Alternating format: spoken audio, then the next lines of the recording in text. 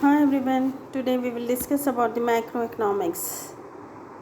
What is macroeconomics? The term macro is derived from the Greek word macros, which means large.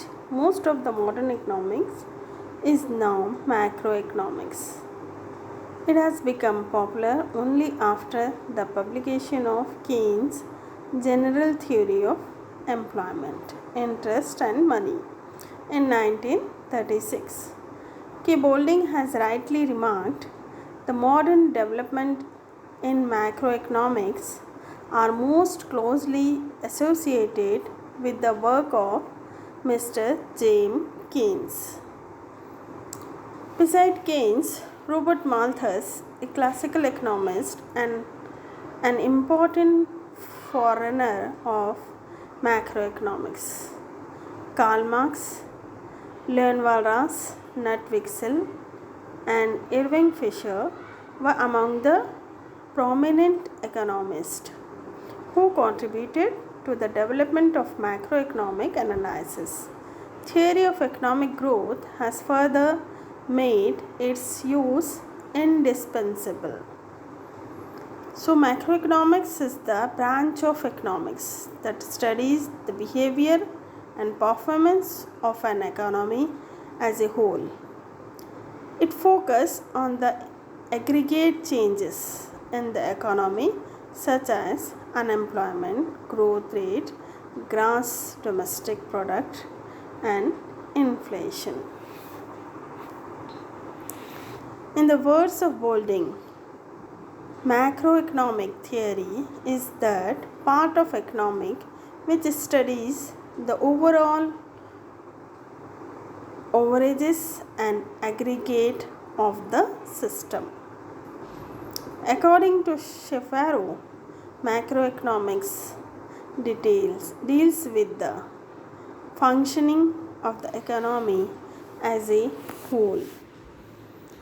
Macroeconomic, also called income theory, is conducted with the analysis of the economy as a whole and its large aggregates of averages such as total national income and total output, total employment, aggregate demand and supply, and the general price level.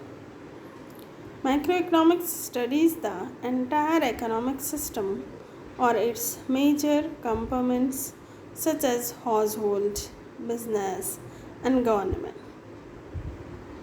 It deals with total private consumption expenditure, total private investment, total government expenditure, and total imports and export of goods as well as services. It seeks the causes and cues for unemployment, inflation, and balance of payment deficit.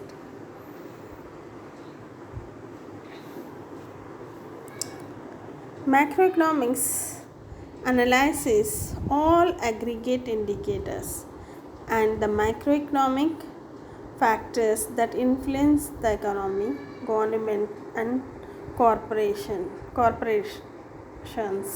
use macroeconomic model to help in formulating of economic policies and strategies.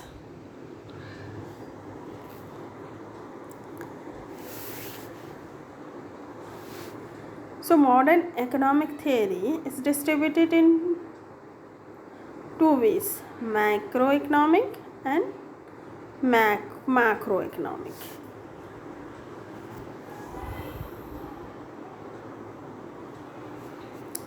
There are two sides of the study of economic, macroeconomics and microeconomics.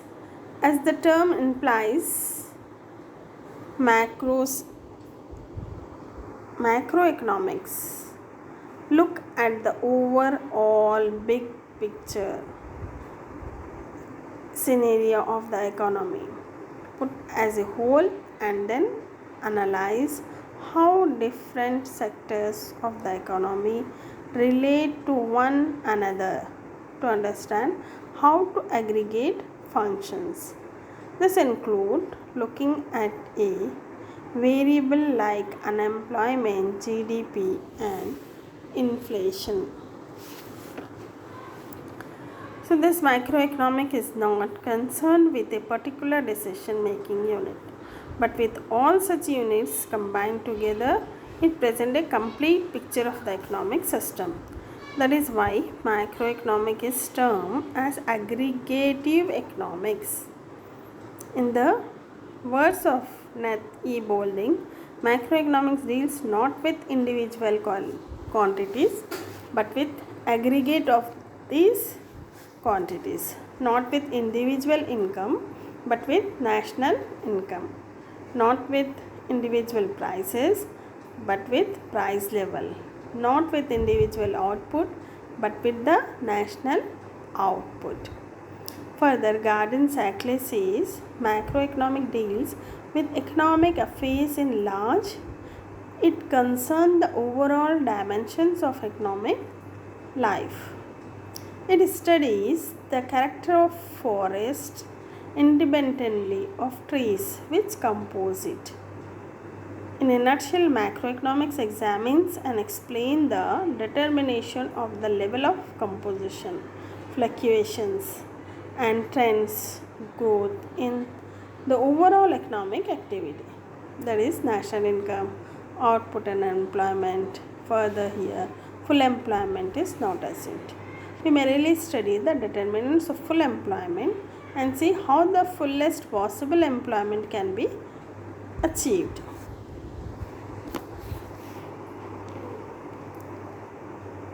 Macroeconomics develops models explaining relationship between these factors. Such macroeconomics models and the forecast they produce are used by government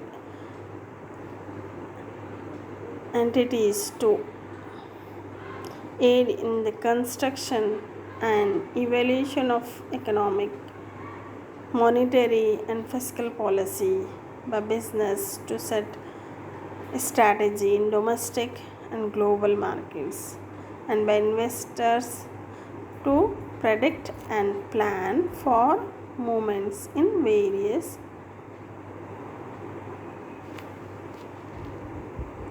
asset classes. Given the economic scale of government budgets and the impact of economic policy on consumers and business, macroeconomics clearly concerns itself with significant issues. Properly applied economic theories can, after eliminating insight on how economies function and the long term consequences of particular policies and decisions.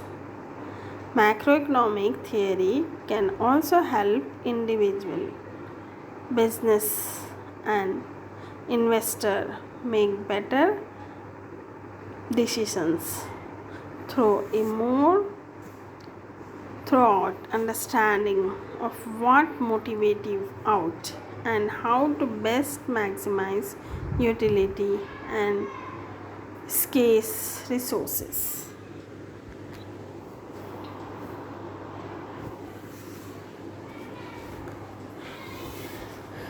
Importance of macroeconomic. Its knowledge in indispensable for policymakers. It is very useful to the planners for preparing economic plans for the country development. It explains the relationship between the price level of goods, income of the people, and output production. The analysis of the macroeconomic has acquired great significance in recent years, particularly for understanding economic problems like unemployment, poverty, inflation, depression, underdevelopment, The study of the macroeconomics is useful in many ways.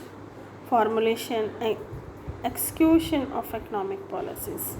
Government intervention in the economic activities has been increasing day by day. The government, however, cannot deal with a particular individual or with small groups. Hence, the study of the macroeconomics become very important while formulating and executing economic policies. The economic policies for the removal of the poverty, the unemployment, and the price instability are based upon aggregative requirement.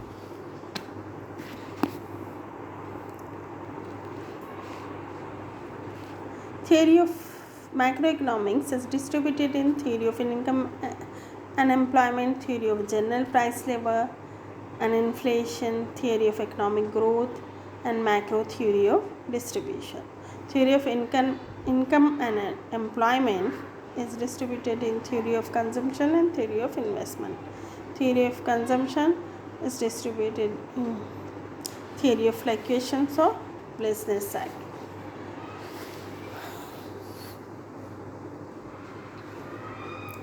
So, functioning of economy.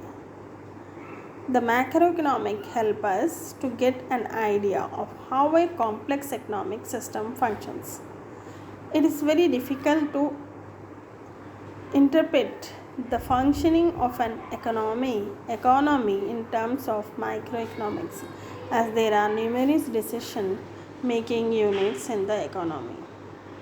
We can understand the complex economic system through the study of national aggregate like income, output, expenditure, saving, and investment. Macroeconomic helps to understand microeconomic better. The study of the macroeconomic makes the understanding of the microeconomics better.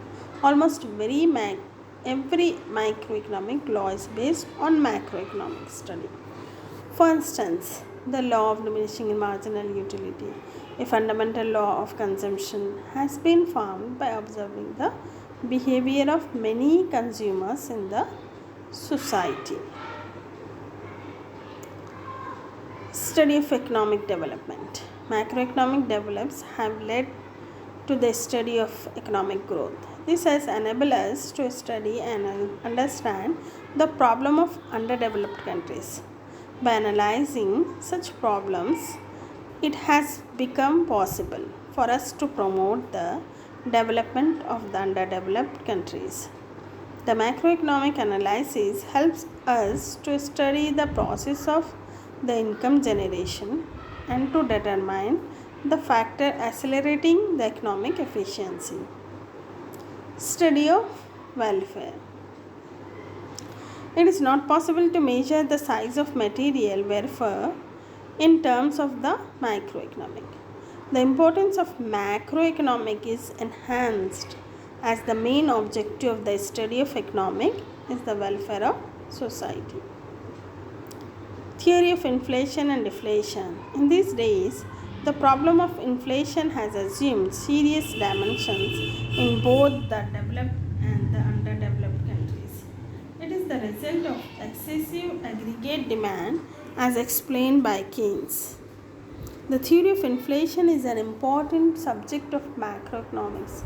In contrast, deflation is associated with a steady and sustained fall in the price level. The inflation as well as the deflation are explained in terms of aggregative economic variable like aggregate demand, output, and money supply, which explain the general price level. The steps for curing these maladies are also based on the aggregative approach. International comparisons. Macroeconomic facilitates international comparison by providing information about aggregate demand, national income, consumption, and saving for different countries. Business environment needs macroeconomic analysis before decisions are taken by the firms Macroeconomic analysis as it exists today has been evolved through ages with contribution made by the economists from different school of thought. This analysis will help in evaluating the plans and policies towards the business firm.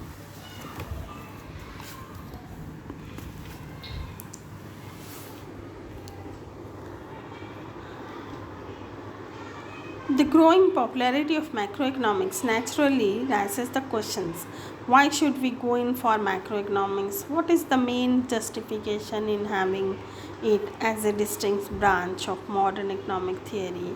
Is not microeconomic adequate in itself? If we know the behavior of individual units, can we not discover the behavior of the aggregate by the simple process of summation or averaging? Where then lies the necessity of macroeconomics? The argument may at first appear logical, but as we shall see, there are several pitfalls in the reasoning of this type. It is not possible to discover the behavior of aggregate from the behavior of individual unit. But for the present, we are concerned with pointing out the main justification of macroeconomic.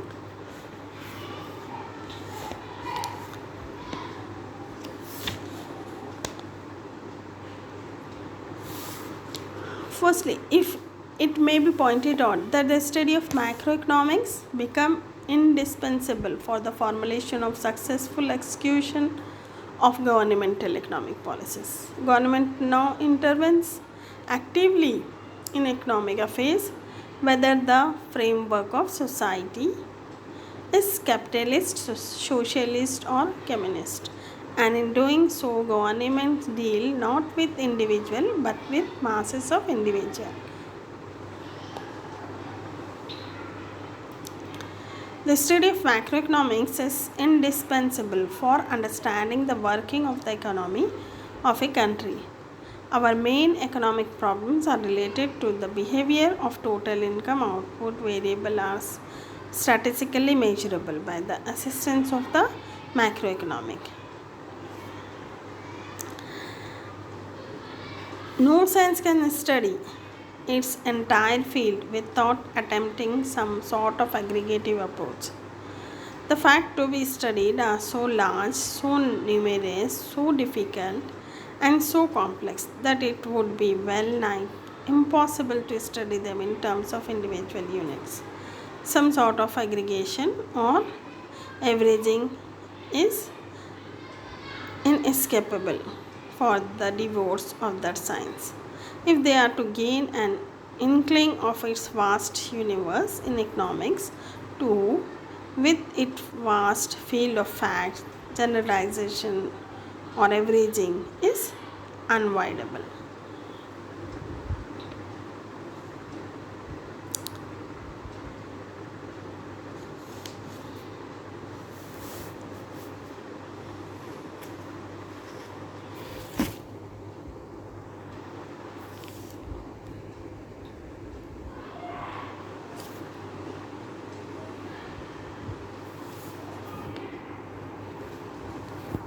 So, the study of macroeconomic is very important for evaluating the overall performance of the economy in terms of national income. National income data helps in forecasting the level of economic activity and in understanding the distribution of income among different groups of people in the economy.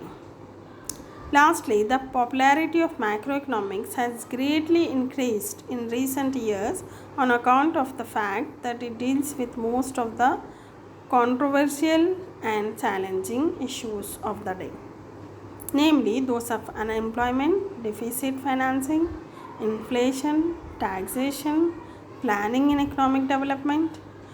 No economist worth his salt can afford to neglect or overlook the study and analysis of such burning problems of the modern world.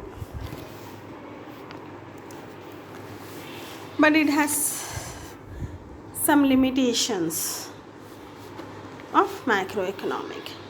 It is important to understand the limitations of economic theory. Theories are often created in a vacuum and lack certain real world details like taxation, regulation, and transaction cost. So, although macroeconomics is gaining in popularity and strength, yet there are certain inherent pitfalls or dangers which must be avoided if it is to serve as handmaid of public policy.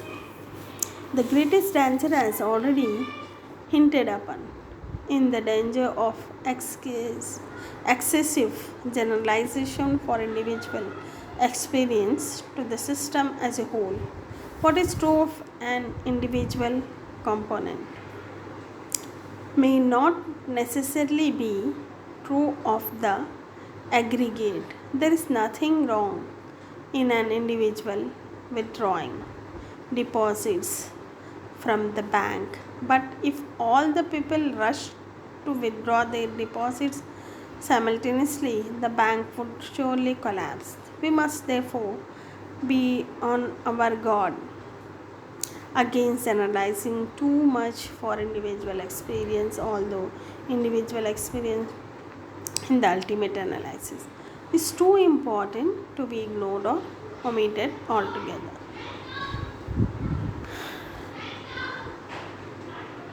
Second danger of macroeconomics is the danger of excessive thinking in terms of aggregate, which are by no means homogeneous. We should always endeavor to take into account aggregative variable result. But do we always have aggregate which are homogeneous in nature? Sometimes we may have to take into account aggregates which are rather heterogeneous in character. Our attempt in such cases should be to have aggregate which are homogeneous in nature. As Professor Boulding points out, 6 apples plus 7 apples is equal to 13 apples, which can constitute a meaningful aggregate. 6 apples plus 7 oranges is equal to 13 fruits, which constitute a fairly meaningful aggregate. So 6 apple plus 7 skyscrapers constitute a meaningless aggregate. It is the last type of aggregate that we should avoid because on the very face of it, it is a fantastic or grotesque aggregate. Macroeconomics would lose its savor and also utility if we were to resort to such fantastic and foolish aggregate.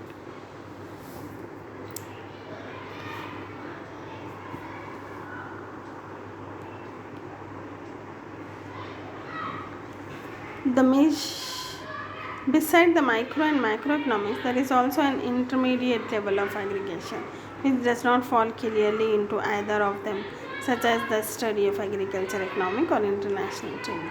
Lastly, the measurement of aggregates itself presents serious problem in certains.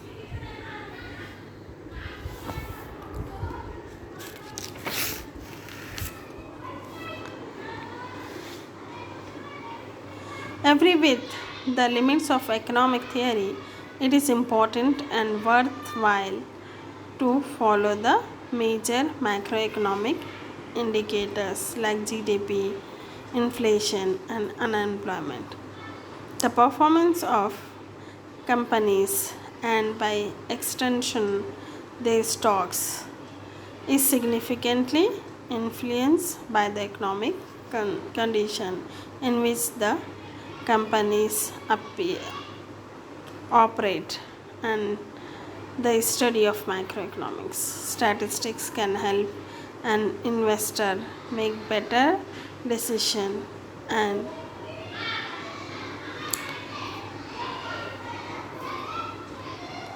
likewise it can be invaluable to understand which theories are in favor and influencing of a particular government administration. The, unders-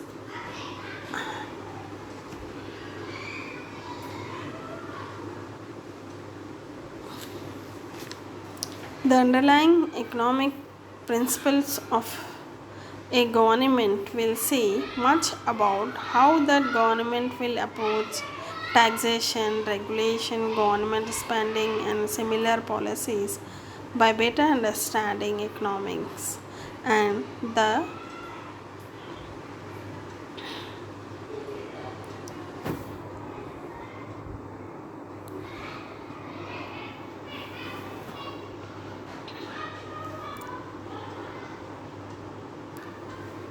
indicators of macroeconomic. Macroeconomic study aggregated indicators such as GDP and employment rates and price indices to understand how the whole economy functions and development models that explain the relationship between such factors as national income, output, consumption, unemployment, inflation, saving, investment, government spending, and international trade.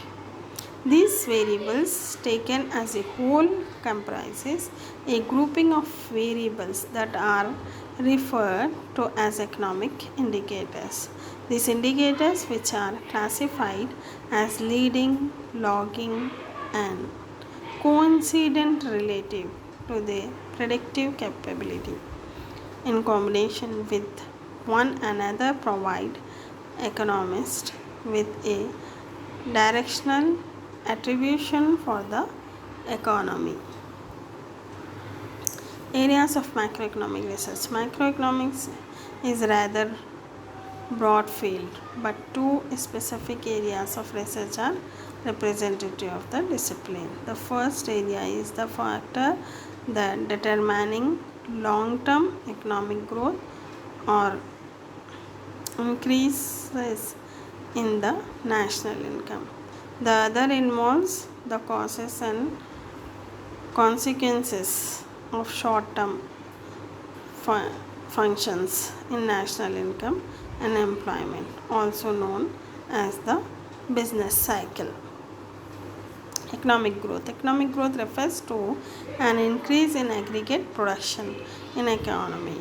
Macroeconomics try to understand the factors that either promote or retard economic growth in order to support economic policies that will support development, progress, and rising living standard. Growth is commonly modeled as a function of physical capital, human capital, labor force, and technology. Business cycle. Superimposed over long-term macroeconomic growth trends, the level and rates of change of major macroeconomic variables such as employment and national output go through occasional functions up or down, expansion and recessions in a phenomenon known as business cycle. The 2008 financial crisis is a clear recent example, and the Great Depression of the 1930s was actually the impetus for the development of most modern macroeconomic theory. Thank you.